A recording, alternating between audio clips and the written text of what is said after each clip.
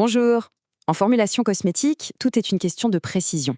Aujourd'hui, on s'attaque à une compétence absolument essentielle, l'art de la dilution. C'est parti. Et oui, les enjeux sont vraiment élevés. Il faut bien comprendre qu'une dilution ratée, ce n'est pas juste une petite erreur de recette. Ça peut complètement compromettre la sécurité et l'efficacité du produit final. La réponse, en fait, elle tient en 3 points. Il faut comprendre un principe de base, maîtriser une formule clé et suivre un protocole ultra rigoureux. On va décortiquer tout ça ensemble. Alors, avant même de toucher une pipette, il faut revenir à la base, au principe fondamental. Rien ne se perd. C'est crucial de bien visualiser ce qui se passe au niveau moléculaire quand on fait une dilution. En fait, c'est assez simple. Imaginez les molécules de votre principe actif. On ne va pas en enlever, non. On va juste ajouter un liquide, comme de l'eau distillée, pour leur donner plus d'espace.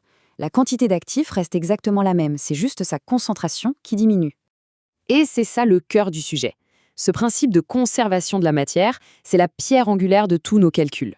La masse de l'ingrédient qu'on a avant la dilution sera la même, à la virgule près, que la masse qu'on aura après. Ce principe de conservation, ce n'est pas juste une belle théorie. Pas du tout. Il nous donne un outil mathématique super puissant et indispensable, la fameuse formule de dilution. Pour bien se comprendre, on utilise toujours 2 termes. On part d'une solution mère qui est très concentrée pour arriver à une solution fille qui le sera beaucoup moins. Et voilà la règle d'or, c'est l'application directe de notre principe de conservation. Elle nous dit que la quantité d'actifs dans la solution mère, c'est-à-dire sa concentration multipliée par son volume, est strictement égale à la quantité d'actifs dans la solution fille. Allez, regardons cette formule de plus près. Chaque lettre a une signification bien précise et une unité. C'est super important de bien maîtriser ces termes pour éviter toute confusion avant même de commencer à calculer. Bon, assez de théorie. Passons maintenant à la pratique, pour voir comment tout ça s'articule concrètement dans un laboratoire.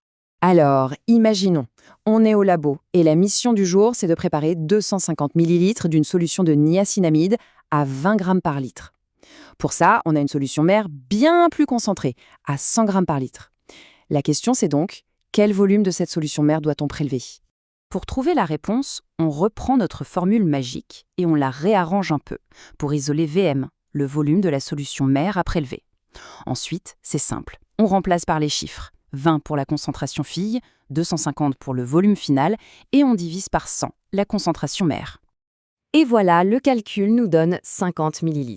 Ce chiffre est crucial. La précision du calcul, c'est la toute première étape et elle doit être parfaite avant même de toucher le moindre matériel.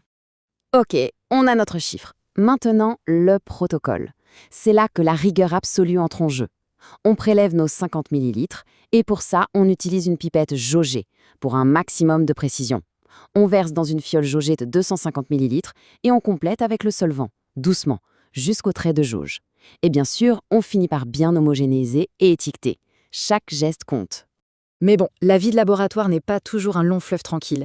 Que se passe-t-il quand les calculs nous posent un petit défi pratique ? Regardez bien cet exemple. Le choix de la solution mère peut tout changer.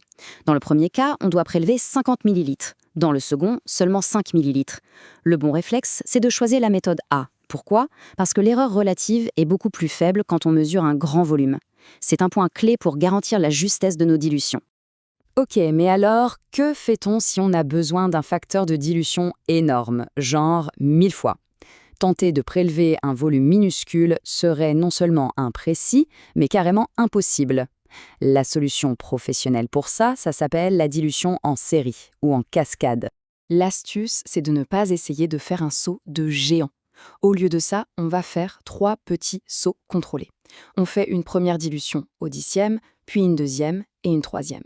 10 fois 10 fois 10, ça fait bien 1000. Chaque étape est maîtrisée, précise. C'est une technique indispensable quand on travaille avec des actifs très puissants. Allez, pour finir, synthétisons tout ça. Quels sont les réflexes indispensables que tout bon technicien ou toute bonne technicienne doit avoir ?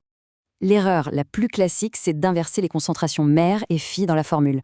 Le petit truc tout simple pour ne jamais se tromper, la concentration de la solution mère est toujours la plus élevée. C'est juste du bon sens, mais ce contrôle rapide peut sauver de bien des catastrophes. Au final, tout repose sur ces 3 formules. Ce sont les outils de base à avoir en tête. Elles permettent de calculer vite, mais aussi de vérifier rapidement si un résultat semble cohérent. Et puis, il y a les gestes qui font toute la différence. Bien homogénéiser, étiqueter tout de suite et surtout revérifier ses calculs une dernière fois. Ça peut sembler basique, mais c'est ce qui évite de gâcher des matières premières qui coûtent cher. Et surtout, ça garantit que le produit final sera exactement celui attendu.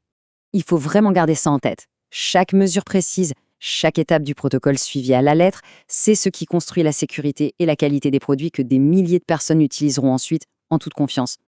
Voilà, maîtriser l'art de la dilution, c'est une étape fondamentale. Une fois que ce geste est parfaitement maîtrisé, la porte est ouverte à des défis de formulation bien plus complexes et passionnants.